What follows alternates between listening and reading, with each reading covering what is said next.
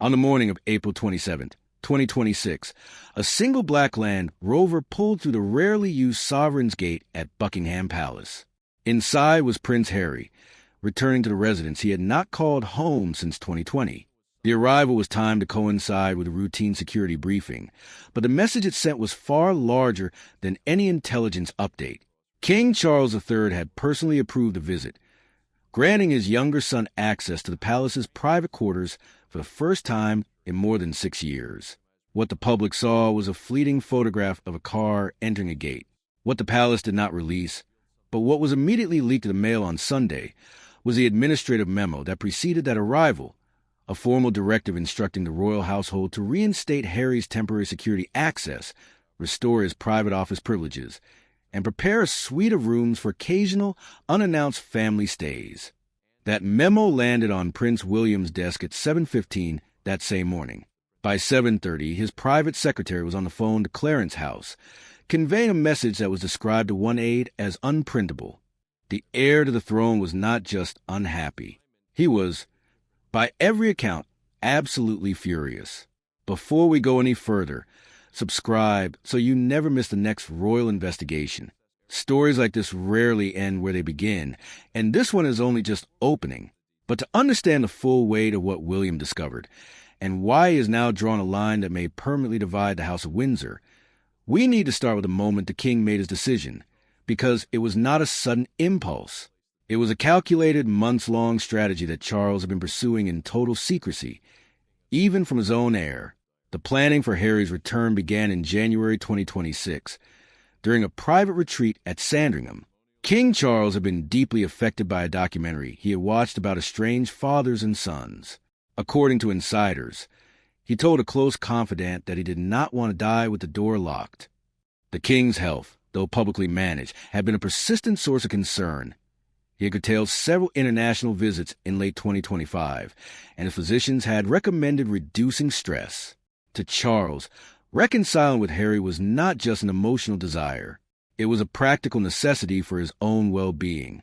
He instructed his private secretary to open a discreet channel to Harry's legal team in California, bypassing the usual palace protocols that would have required William's knowledge.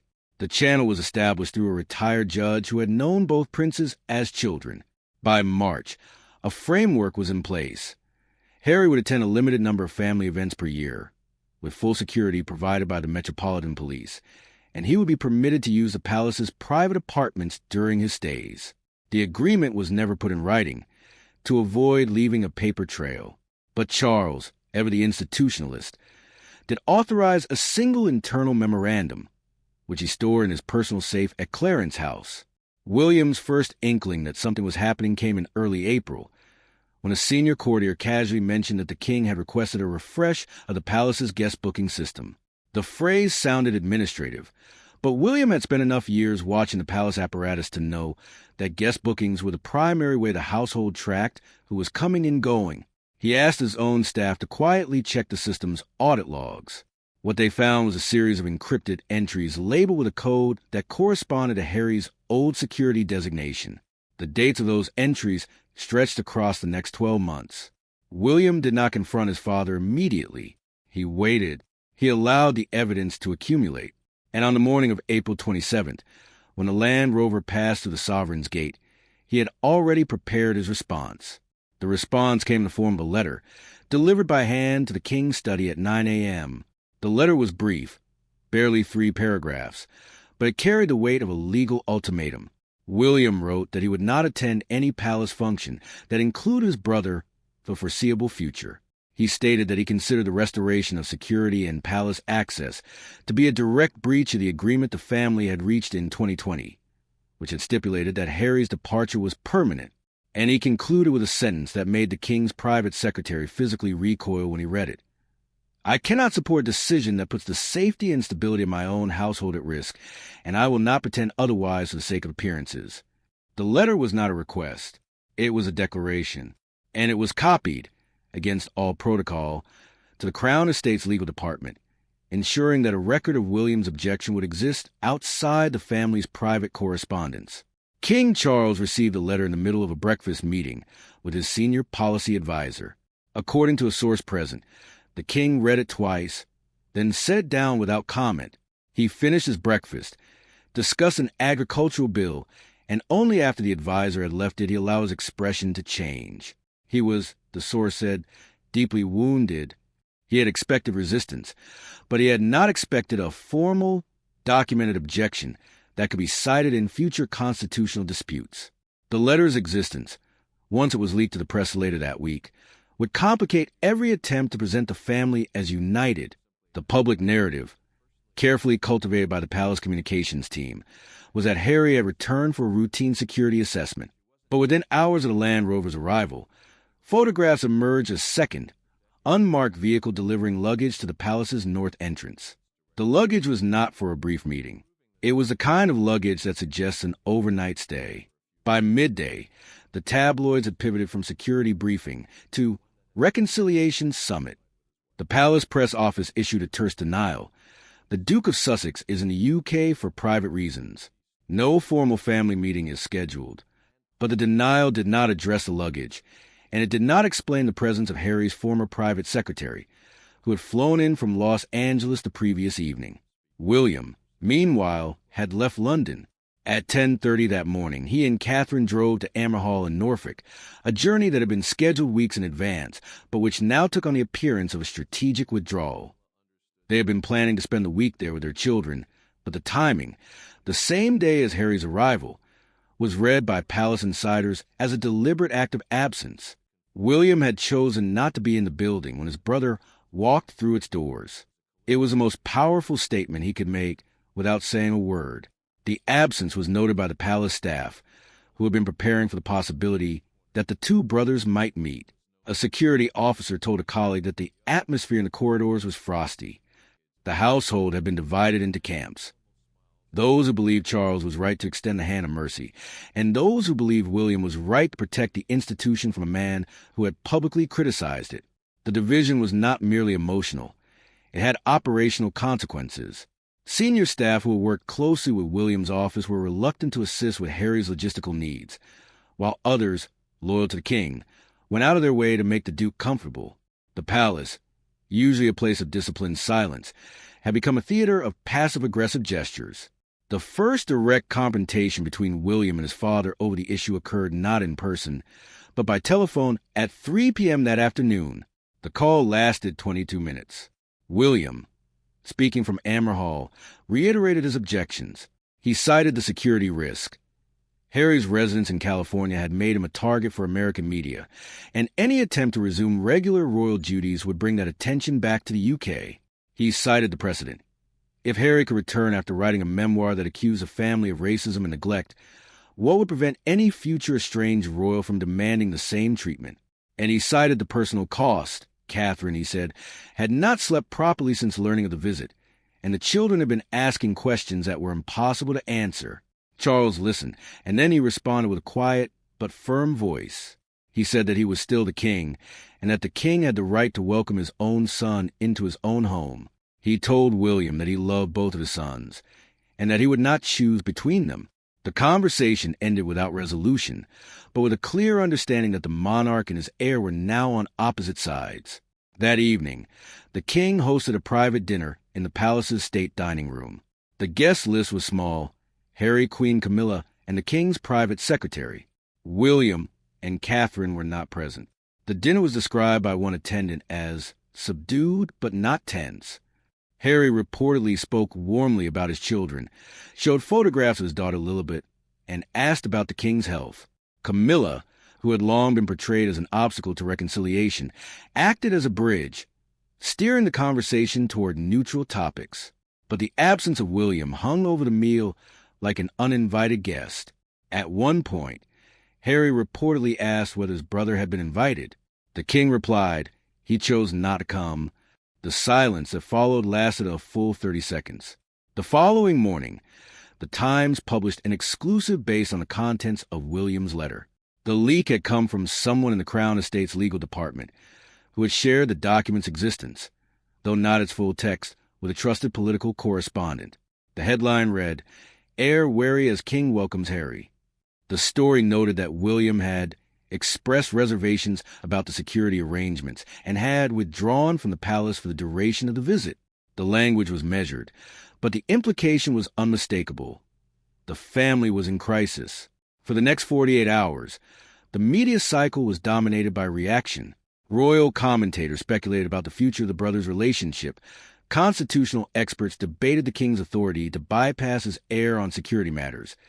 And the public was treated to an endless stream of analysis, opinion, and counter-opinion. The palace press office issued no further statements, but they did not need to. The story was sustaining itself on the tension between the two camps. On April 29th, William returned to London for a previously scheduled engagement at a veterans' charity. He was photographed shaking hands with former servicemen and women, smiling, chatting, and behaving with his usual composure. But when a journalist shouted a question about his brother, his expression flickered, just for a second, into something harder. He did not answer. He simply walked past the cameras and into the building. The image of that flicker was played on loop across every news channel that evening. It was the closest thing to a public confirmation of his fury that the world had seen. Inside the palace, the tension was beginning to show. Harry had been scheduled to stay for 3 nights, but he extended his visit to 5, citing unfinished discussions with his father. The extension was interpreted by William's allies as a deliberate provocation. It was also interpreted by Charles's allies as a sign that the reconciliation was progressing. The staff were instructed to prepare a suite of rooms for Harry on a permanent basis, a request that required a significant financial commitment, and that would have to be authorized by the royal trustees, a body that included the king, the Chancellor of the Exchequer, and, significantly, the Prince of Wales. William's office, when asked for its approval, did not respond. The silence was deafening, and it forced the trustees to delay their decision. The turning point came on May 1st, when Princess Anne arrived at the palace for a routine meeting with the king's finance team, and had been conspicuously silent during the entire affair. But her silence had always been a sign of active observation. She met with Charles in his study for 45 minutes. According to a source close to the family, she told him that he was trying to have 2 sons at any cost, and that the cost might be the loss of the heir who actually carried the future of the monarchy, and did not argue emotionally. She argued structurally. She pointed out that William had been prepared to work with Harry in 2020, but that Harry had chosen to leave, write a book, and give interviews that had damaged the institution. To invite him back now, she said, was to ignore that history. Charles listened, and then he said something that surprised her. "I don't want to die with a wall between me and my son," and replied, "You have 2 sons. You might lose both." The meeting with and did not change Charles's mind, but it did deepen his unease. He began to question whether his own desire for reconciliation was clouding his judgment. He consulted his personal physician, who advised him to reduce stress, not increase it. He consulted his legal team, who warned that granting Harry permanent security access would set a precedent that could not be revoked. And he consulted his private secretary, who told him bluntly that William's objection was not just emotional, it was constitutional. The heir and the sovereign were at an impasse, and the institution could not function with both of them pulling in opposite directions. On May 2nd, the king made a decision. He would not withdraw the invitation, but he would limit Harry's access to a single annual visit, with no private office privileges and no permanent suite. He called William to inform him of the revised arrangement. William's response was terse. "That changes nothing. He shouldn't be here at all." The call ended with Charles saying, "I am still your father," and William replying, "Then act like it." The exchange was leaked within hours, and it became the basis for a new wave of headlines. William accuses King of failing as a father. The public reaction was polarized. Some commentators praised William for protecting the institution. Others criticized him for failing to show compassion to a brother who had clearly struggled with mental health and family loss.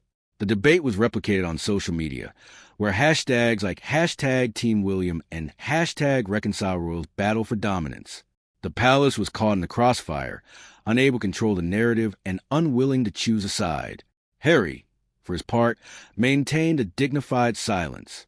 He attended the public engagements he had scheduled, met with a few close friends from his military days, and visited a children's hospital in central London. He did not mention his brother, and he did not address the media. His behavior was beyond reproach, which only made William's position seem more intransigent to some observers. The photo of Harry shaking hands with a young patient, smiling, and kneeling to speak at eye level was a masterclass in public relations. It reminded the world why the Duke had once been the most popular member of the royal family. But William's allies knew that public perceptions were not the whole story.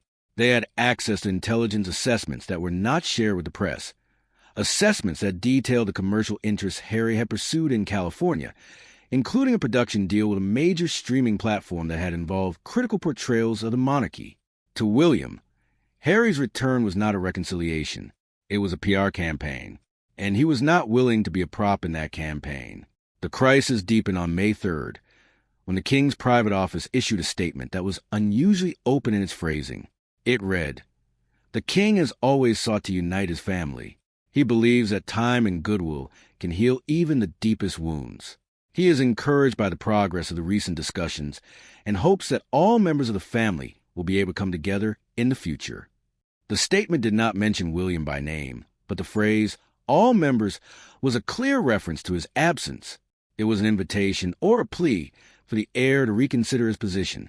William's office responded with a statement of its own, equally measured but far less conciliatory. The Prince of Wales is focused on the long-term welfare of the monarchy.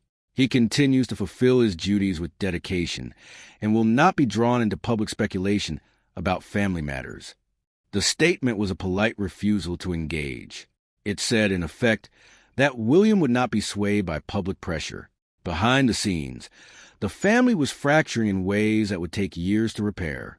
Catherine, who had been a calming presence throughout previous tensions, was said to be deeply upset by the intrusion of Harry's return into stability she had built for her children. She and William had discussed the possibility of relocating to a more private residence, away from the constant scrutiny of the palace, but they had not yet acted on that plan. The strain was visible in the slight tension around her shoulders in recent public appearances. She was, as one observer put it, holding the line while everything else crumbled. On May 4th, Harry departed the palace. His departure was quiet. The same black Land Rover, the same Sovereign's Gate, the same lack of fanfare. But this time, the car was followed by a second vehicle carrying his private secretary, a clear sign that the visit had been productive. The King waved from a window, a gesture that was captured by a photographer stationed on the far side of the street. The image was poignant, an elderly father watching his younger son leave, uncertain when he would return. But it was also divisive. William had not been present to wave, and the gap between the two brothers was now a chasm. The immediate aftermath of Harry's departure was a period of careful public silence. Neither William nor Harry spoke about the visit. The palace press office declined to answer questions about the future, but the leaks continued. Every few days, a new detail emerged: a disagreement over security costs, a debate about office space, a complaint about media access. Each leak reinforced the impression of a family in disarray. The final reckoning came on May 10th, when William and Charles met face-to-face at Windsor Castle. The meeting was scheduled for 2 hours, but it lasted 3. No formal record was kept, but those who pieced together the aftermath described the scene of controlled intensity. William told his father that he could not support the continued integration of Harry into royal life. He said that the institution needed to move forward, not backward, and that every step toward Harry was a step away from the stability the monarchy required. Charles, visibly weary, asked his son what he expected him to do. William replied, Choose the institution, or choose the family. You can't have both." Charles did not choose immediately. He asked for time to consider. But the conversation had fundamentally altered the relationship between the two men. William had issued an ultimatum, and ultimatums have a way of lingering. In the weeks that followed, the King's public schedule was reduced. He canceled several engagements, citing fatigue, but his staff acknowledged that the family tensions were taking a toll. He spent a long weekend at Balmoral alone, reflecting on the choices he had made. Those close to him reported that he was melancholic, but not regretful. He had done what he believed was right, and he would live with the consequences. William, for his part, continued his duties with renewed vigor. He attended a climate summit, met with business leaders, and delivered a speech on mental health that was widely praised. But the warmth that had characterized his interactions with his father during the early years of the reign was gone. Their exchanges were now professional, courteous, and distant. The question that remained was whether Harry would return. The framework Charles had established allowed for annual visits, but it did not guarantee them. Harry's team in California had made no public commitment, and the sustained hostility from William's camp suggested that future visits would be fraught. The reconciliation, such as it was fragile, and its future depended on the willingness of both brothers to lower their defenses. Neither had shown any sign of doing so. Constitutional historians began to weigh in on the long-term implications. They noted that the monarchy had always relied on the unity of its senior members to project stability. The public feud between William and Harry and the visible rift between William and Charles undermined that unity. The institution, they argued, could survive a scandal, but it could not survive a permanent split between the heir and the sovereign. The media continued to speculate. Would Harry be invited to the king's next birthday celebration? Would he be included in the Christmas walk to church at Sandringham? Would he be offered a military honor that had been stripped from him in 2021? The speculation generated headlines, but it also generated fatigue. The public, after all, had been following the royal drama for decades. The appetite for endless coverage was beginning to wane, but William remained resolute. He had drawn a line, and he would not cross it. His friends described him as determined and unbending. His enemies, and he now had some, described him as cold and unforgiving. The truth lay somewhere in between. He was a man who had been taught that duty came before comfort, and he was acting on that principle. Meanwhile, Harry had returned to California and resumed his regular schedule of charitable appearances and media production. But he was not silent. In a private conversation with a close friend, which was later reported by a gossip column, he said that he had done everything he could to repair the relationship, and that the ball was now in William's court. The implication was clear. He was done chasing. The brother who had once been his closest confidant was now a figure of implacable opposition. And Harry was not going to beg for forgiveness. He did not believe he owed. The king, caught between his two sons, began to show signs of a strain. His voice, in recorded public addresses, sounded thinner, more hesitant. His staff noticed that he was taking longer to move between meetings. The health concerns that had prompted the original reconciliation effort had not been resolved. They had been exacerbated. He was, as one advisor put it, fighting a war on two fronts, and he was losing on both. The question of who would succeed him had never been more fraught. The heir was at war with the spare, and the spare was at war with the institution. The second week of May brought a new development. William's office released a detailed schedule of his engagements for coming months, and notably absent from that schedule was any mention of the king's official birthday celebrations. The event had traditionally been a showcase for family unity, with all senior royals attending a Trooping the Colors ceremony on the palace balcony. William's absence, if it was confirmed, would be the most visible sign yet that the rift was permanent. Palace aides scrambled to manage the narrative. They suggested that William's schedule was still being finalized, but everyone knew that the schedule had been finalized weeks earlier. On May 12th, the king summoned William to another private meeting, this time at Clarence House. The meeting was brief, barely 40 minutes, and it ended with no agreement. William left through a side door, avoiding the press who had gathered at the front gate. His expression was unreadable, but his posture was rigid. The king, according to a staff member, returned to his study and sat alone for an hour. He did not speak to anyone. The silence was a sign of defeat. The following day, Queen Camilla intervened. She had been a silent observer throughout the crisis, but her position was now central. She called William directly, without informing her husband. The conversation, according to a source, was cordial but not warm. Camilla asked William to reconsider his position for the sake of the king's health. William replied that he would not be emotionally blackmailed. He said that his father's health was important, but that the stability of the monarchy was more important. The call ended with Camilla saying, "I hope you will come to regret this." William replied, "I hope you will come to understand." The public learned of the call when a transcript was leaked to the Mail on Sunday. The leak was almost certainly from Camilla's office, which had been working to shift public sympathy toward the king. The transcript showed William in a harsh light, painting him as cold and unyielding, but it also showed him as principled.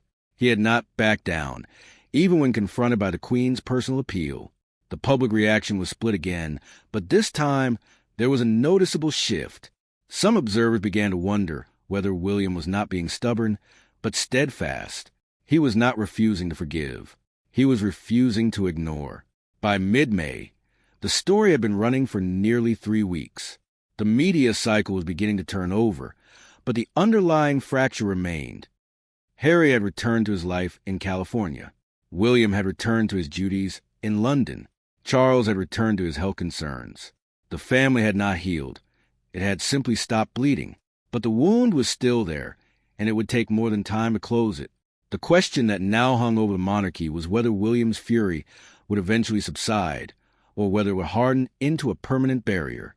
Those who knew him well said that he was not the type to forget. He had been hurt by Harry's departure in 2020, and he had been hurt again by Harry's public criticisms. The visit had not changed that. It had only confirmed what he already believed, that his brother was no longer part of the institution, and that welcoming him back would damage it beyond repair. Charles, on the other hand, had shown that he was willing to put personal relationships above institutional interests. That was not necessarily a fault. It was a human quality, and it was one that had been shaped by his own difficult upbringing. He had been raised in a family that valued duty over love, and he had spent his adult life trying to change that. He had succeeded in creating a warmer environment for his own children, but that warmth had now created a conflict that he could not resolve. The irony was that both men were right, in their own ways. William was right to be concerned about the security and stability of the monarchy. Charles was right to want to reconcile with his son. The tragedy was that their rights were incompatible. They could not both be accommodated, and the family was paying the price. As the days turned into weeks, the story faded from the front pages, replaced by new crises and new dramas. But the fracture remained. William and Harry did not speak. Charles and William did not speak warmly.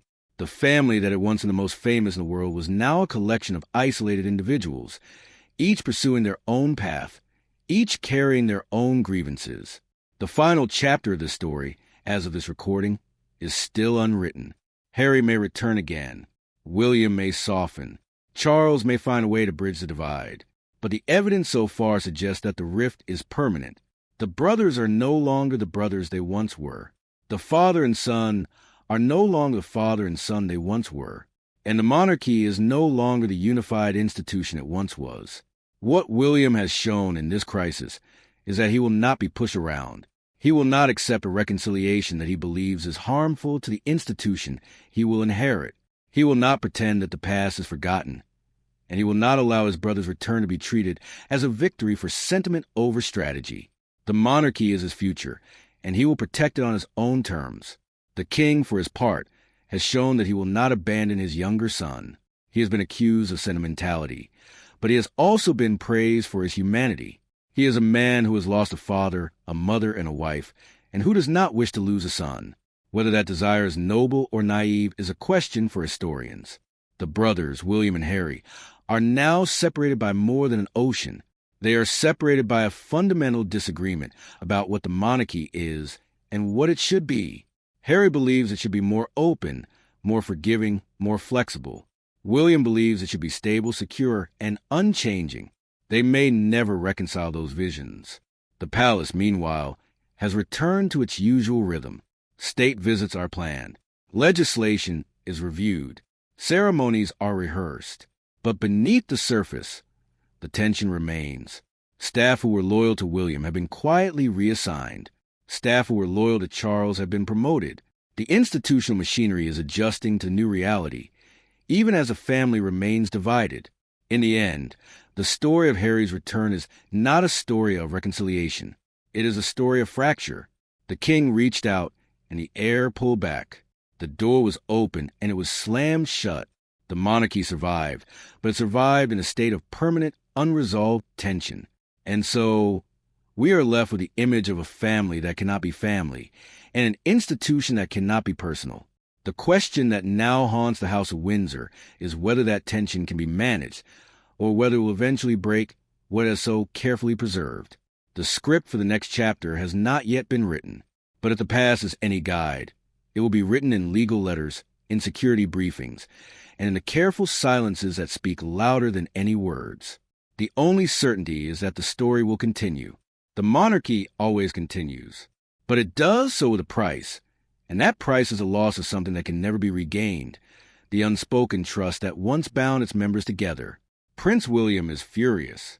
King Charles has made his choice, and Prince Harry remains, as he always has been, the figure who forces a family to confront the truth it would rather ignore.